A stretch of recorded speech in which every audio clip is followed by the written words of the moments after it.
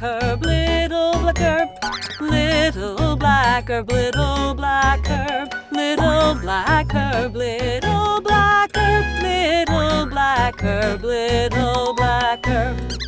Hello, this is Little Black Herb and this is another video of Learning with me. Our topic this time is Ang alamat ng pinya. Sa isang malayong lugar ng Pilipinas, may isang matandang mag-asawa na walang ibang kinatatakutan kundi ang Diyos. Hindi sila mayaman at wala silang anak, kaya sa kanilang bahay nagsisilbing aliw lamang sa kanila ang mga pananim nila tulad ng kamote, saging at marami pang iba.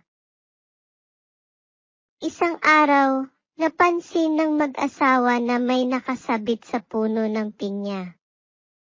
Takot silang pumitas dahil ito ay bago para sa kanila at hindi nila ito gaanong kilala.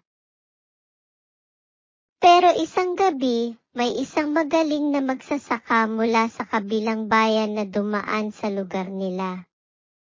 Nang makita niya ang pinya na nakasabit sa puno, sinabi niya sa mag-asawa na kung mauunawaan nila kung ano ito at paano ito maaaring gamitin, magiging kakainisan ito.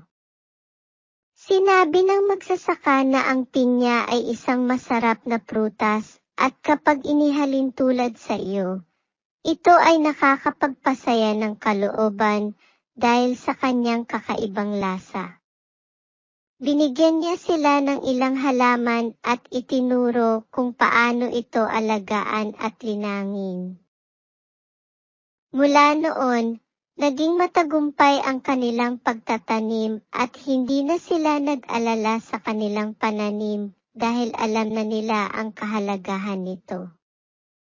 Ngayon, masayang nagsasaka ang mag-asawa ng pinya at ito ay nagdulot ng pag-asa at kaginhawahan sa kanilang buhay.